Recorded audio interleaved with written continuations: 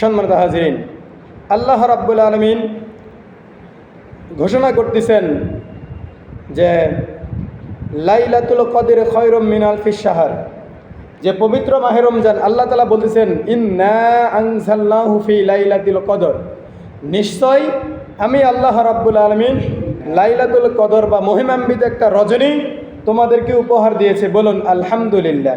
কি দিয়েছেন? উপহার দিয়েছেন মহিমান্বিত রজনী। এখন এই মহিমান্বিত রজনীর কখন? আল্লাহ তাআলা পরবর্তীতে ঘোষণা করে দিলেন লাইলাতুল কদর খায়রুম মিন আলফিশ শাহর, যে লাইলাতুল কদরটা হলো হাজার মাসের চাইতে উত্তম। বলুন সুবহানাল্লাহ। তাহলে এখন একটা রাত্রির কথা আল্লাহ তাআলা এখানে সরাসরি ইঙ্গিত করে দিয়েছেন। এখন সাহাবায়ে কেরাম বা হাদিস দ্বারা প্রমাণিত হয়, রাসূল পাক সাল্লাল্লাহু আলাইহি ওয়াসাল্লামের বাণী দ্বারা প্রমাণিত হয় যে লাইলাতুল কদরটা কখন? আল্লাহ রাব্বুল আলামিনের রাসূল ঘোষণা করে দিলেন যে পবিত্র মাহে রমজানের 3 দশকের শেষ দশক। 3 দশকের শেষ দশক। শেষ দশক কোনটা? শেষ দশক হলো 21, 23, 25, 27 এবং 29।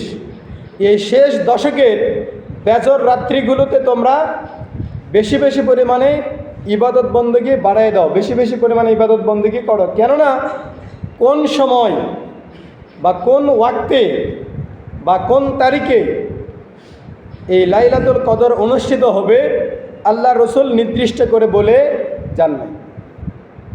এই কারণে শুধু এটাই নির্দিষ্ট করেছেন যে শেষ দশকের বেজর রাত্রিগুলোতে তোমরা লাইলাতুল কদর অন্বেষণ করো। বলুন সুবহানাল্লাহ।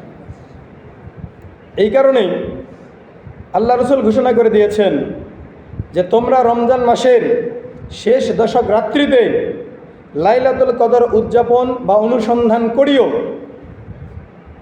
যদিও নির্দিষ্ট করে দেওয়া নাই, তবে বেজর রাত্রিতে আল্লাহ রাব্বুল আলামিন যেহেতু কুরআনুল কারীমে লাইলাতুল কদর এই শব্দটি 3 বার এনেছেন। বলুন সুবহানাল্লাহ। কয়বার এনেছেন? 3 বার এনেছেন। এবং 3 বারে এখানে অক্ষর রয়েছে মাত্র 9টা।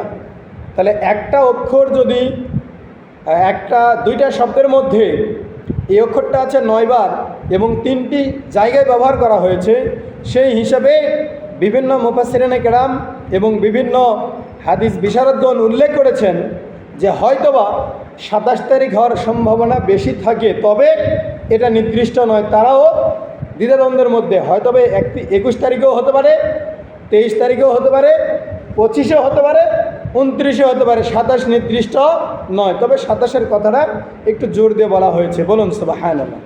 তাহলে আমরাও আশা রাখব যে আগামী 21 তারিখ থেকে আমরা লাইলাতুল কদরকে অন্বেষণ করার জন্য অন্ততপক্ষে এই যাবৎ পর্যন্ত যেভাবে ইবাদত বন্দেগী করেছি, আল্লাহ তাআলার জিকির আজগার করেছি, তাসবিহ তাহলিল পাঠ করেছি, রমজান মাসের শেষ দশকে অন্ততপক্ষে জোরালোভাবে আমরা যেন শেষ 5টি রাত সুন্দরভাবে যেন আমরা অন্বেষণ করে কাটিয়ে দিতে পারি।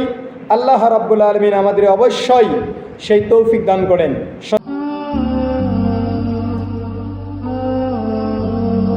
আর ইকরা টিভি।